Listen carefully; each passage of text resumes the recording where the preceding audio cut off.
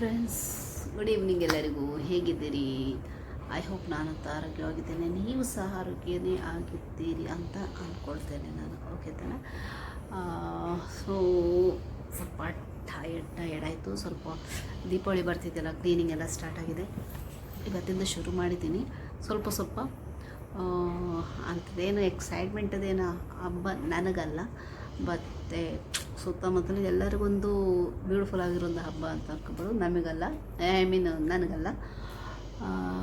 So ಹಾಗೆ ಸ್ವಲ್ಪ ಏನು ಮಾಡಿದ್ದು ಮನೇಲಿ ಮಾಡಿ ತಿನ್ನೋದು ಇಸ್ ನಾಟ್ ಇಂಪಾರ್ಟೆಂಟು. ನಮ್ಮ ಮನೆ ಒಂದು ಹಬ್ಬ ಅಂತೇಳಿ ಆ ಫೀಲ್ ಬರಲಿಕ್ಕೆ ಒಂದು ಮನೆ ಕ್ಲೀನ್ ಮಾಡ್ತಿದ್ದೀನಿ ಅಷ್ಟೇ. ಸೊ ಹಾಗೆ ತಲೆದು ಸ್ನಾನ ಎಲ್ಲ ಆಯಿತು. ಈಗ ಒಂದು ಡಿನ್ನರ್ ಮಾಡಲಿಕ್ಕುಂಟು. ಸೊ ಡಿನ್ನರಿಗೆ ಚಪಾತಿ ಮಾಡಲಿಕ್ಕುಂಟು. ಸೊ ಒಂದು ಪಲ್ಯ, ಸೊ ಅದಕ್ಕೆ ನನಗೆ ಕ್ವಿಕ್ ಆಗಿರುವಂಥ ಒಂದು ಪಲ್ಯ ಬೇಕಿತ್ತು. ಸೊ ಅದು ನಾನು ಅಂದ್ಕೊಂಡೆ, ಇದು ಬೆಂಡೆಕಾಯಿ ಇತ್ತು ಮನೇಲಿ.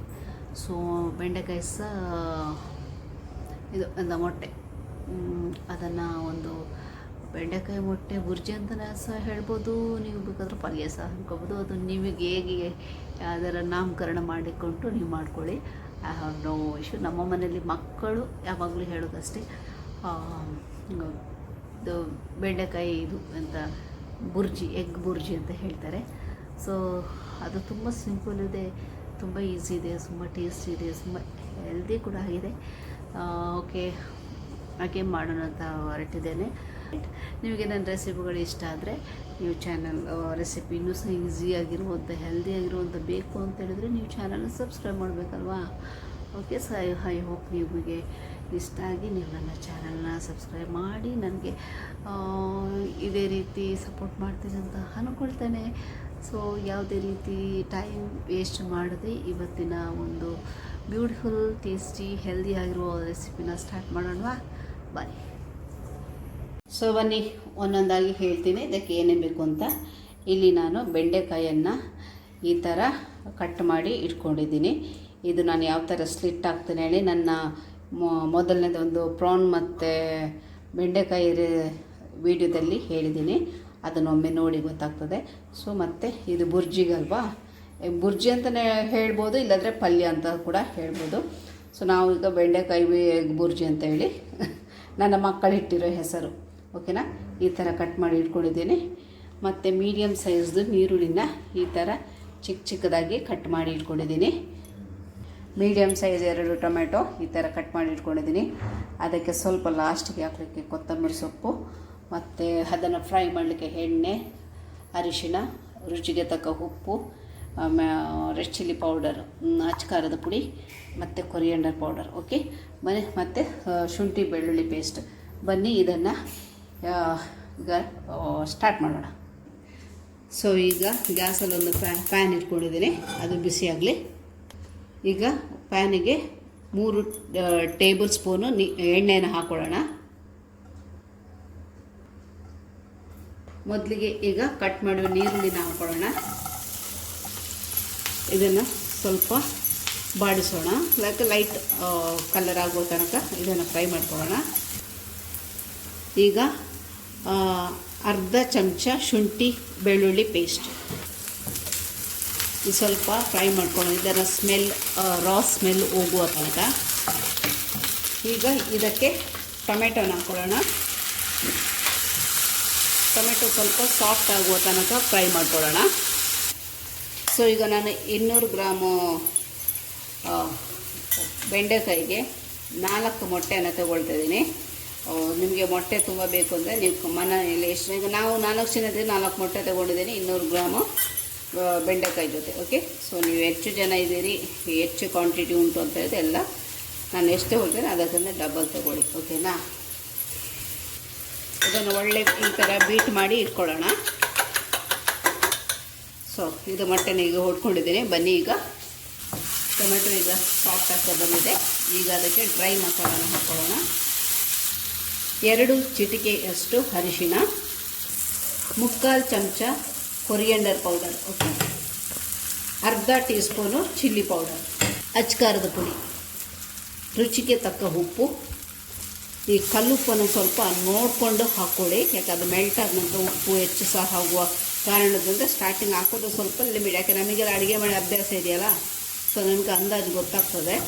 ಆದರೆ ಯಾರಾದರೂ ಫಸ್ಟ್ ಟೈಮ್ ಏನಾದರೂ ಟ್ರೈ ಮಾಡೋದಾದರೆ ಕಲ್ಲುಪ್ಪು ಯೂಸ್ ಮಾಡೋದಾದರೆ ಮೇಕ್ ಶ್ಯೂರ್ ದಟ್ ನೀವು ಸ್ವಲ್ಪ ಹಾಕಿ ಟ್ರೈ ಮಾಡಿದ ನಂತರ ಕಮ್ಮಿ ಇದ್ದರೆ ಬೇಕಾದರೆ ಸ್ವಲ್ಪ ಇನ್ನೂ ಸ್ವಲ್ಪ ಹಾಕ್ಕೋಬೋದು. ಓಕೆ, ಈಗ ಇದಕ್ಕೆ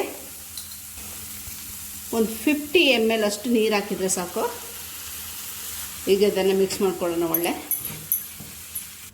ಈಗ ಇದಕ್ಕೆ ಕಟ್ ಮಾಡಿದ ಬೆಂಡೆಕಾಯಿನ ಹಾಕೊಳ್ಳೋಣ, ಮಿಕ್ಸ್ ಮಾಡ್ಕೊಳ್ಳೋಣ ಒಳ್ಳೆ ಮಾಡಿ. ಸೊ ಈಗ ಒಳ್ಳೆ ಮಿಕ್ಸ್ ಮಾಡಿದೆ. ಇದು ಲೋ ಫ್ಲೇಮಲ್ಲಿ ಕೇವಲ 3 ನಿಮಿಷ ಮಾತ್ರ ಇದನ್ನು ಸ್ಟೀಮ್ ಮಾಡಿ ಮುಚ್ಚಿಡೋಣ. ಸೊ ಈಗ ನೋಡಿ 3 ನಿಮಿಷ ಆಗಿದೆ. ಯಾಕೆ ಇದು ತುಂಬ ಎಳೆತ್ತು ಉಂಟು, ಈಗ ವೆರಿ ಟೆಂಡರ್ ಇದು ಬೆಂಡೆಕಾಯಿ.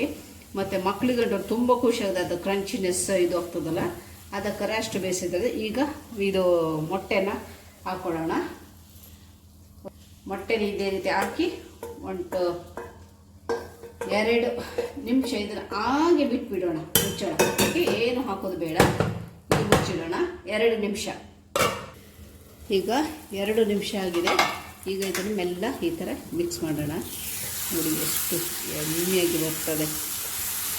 ಸರಿ, ಈ ಥರ ಒಳ್ಳೆ ಮಾಡಿ ಮಿಕ್ಸ್ ಮಾಡೋಣ. ಒಳ್ಳೆ ಮಿಕ್ಸ್ ಮಾಡಿದ ನಂತರ ಇದರ ಮೇಲಿಂದ ಸ್ವಲ್ಪ ಕೊತ್ತಂಬರಿ ಸೊಪ್ಪನ್ನು ಹಾಕೊಳ್ಳೋಣ. ಈ ಥರ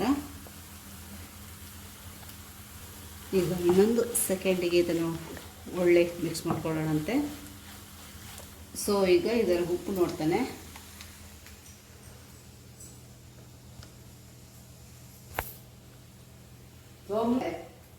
ಮಸ್ತ್, ಅದು ಉಪ್ಪು ಪರ್ಫೆಕ್ಟ್ ಆಗಿದೆ, ನೋ ಕಮೆಂಟ್ಸ್ ಇದ್ರ ಬಗ್ಗೆ.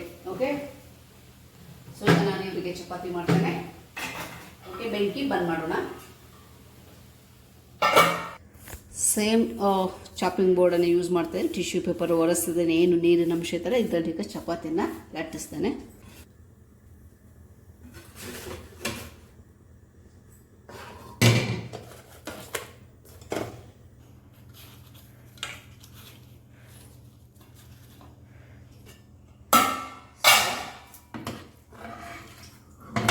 ಚಪಾತಿ ಎಲ್ಲ ಆಯಿತು, ಮಗಳಿಗೆ ಊಟ ಕೊಡ್ತೇನೆ. ಅವಳು ಮಾಡಿದಂತ ಕೊಟ್ಟ ನಂತರ ನಾನು ಊಟ ಮಾಡ್ತೇನೆ. Okay okay, take your dinner. Call our also. Thank you mumma. Okay, so ನೋಡಿ ಇದು ನಂದು ಊಟ. ಅನ್ನ ಮತ್ತು ಪಲ್ಯ ಒಳ್ಳೆ ಆಗ್ತದೆ. ಬರೀ ಚಪಾತಿ ಜೊತೆ ತಿನ್ನೋದಕ್ಕಿಂತ ಈ ಅನ್ನ ಸಹ ಇದಕ್ಕೆ ಒಳ್ಳೆ ಕಾಂಬಿನೇಷನು. ಚಪಾತಿ ಸಹ ಮತ್ತು ಈ ನೀರು ದೋಸೆ ಉಂಟಲ್ಲ ಅದು ಸಹ ಒಳ್ಳೆ ಕಾಂಬಿನೇಷನ್. ಸೊ ಬಂದಿದ್ದೀರಾ, ಟೇಸ್ಟ್ ಮಾಡಿ ಹೇಳ್ತೀನಿ ಹೇಗೆ ಬಂದಿದೆ ಅಂಥೇಳಿ.